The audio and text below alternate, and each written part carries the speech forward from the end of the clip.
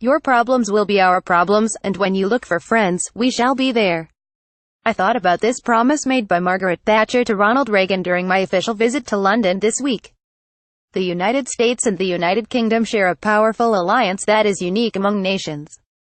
In my meetings with Prime Minister Theresa May, senior leaders of government, and English clergy, we discussed the need to strengthen this alliance to meet the challenges of an increasingly chaotic world. It is this friendship, this special relationship, that was the center of my conversation with Prime Minister May. Our special relationship with the United Kingdom is built on a foundation of shared values. The Prime Minister outlined these values best when she introduced herself to President Trump earlier this year as a fellow conservative who believes in the same principles that underpin the agenda of your party. The value of liberty, the dignity of work, the principles of nationhood, family, economic prudence, patriotism, and putting power in the hands of the people. Prime Minister May and I agreed that these very principles, of working hard to empower the people and to leave the world a better place, should guide our efforts in the fight against terrorism. Addressing the threat of homegrown radicalization by jihadist groups requires an approach that protects our citizens' safety just as it does their liberties.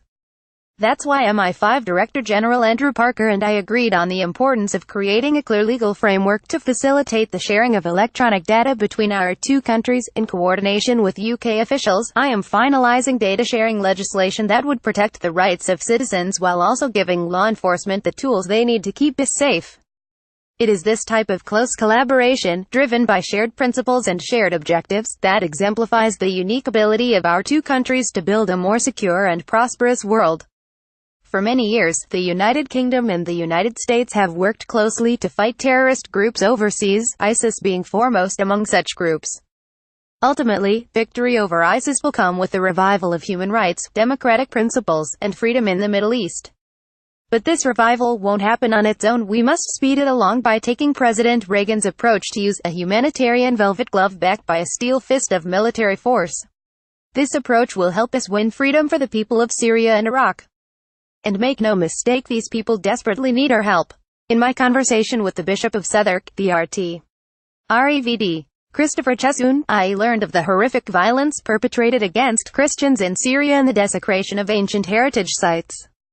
Throughout his many travels to the region, Bishop Chesson has been a strong advocate on behalf of Syria's victimized communities.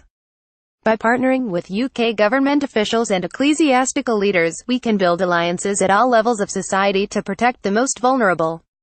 The experiences of marginalized communities such as Christians in Syria remind us that the struggle for human freedom is ongoing, and the need to promote individual liberty is more urgent today than ever before. That's why I emphasized the importance of defending democracy in a special address I delivered to the students of Oxford University.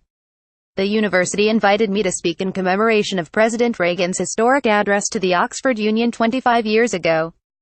In my remarks, I reminded the audience that from the same podium, President Reagan had announced the formation of the National Endowment for Democracy, or NED, an initiative I am proud to have championed in Congress.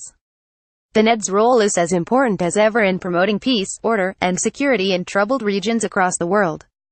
As President Reagan said, the only cure for what ails democracy is more democracy.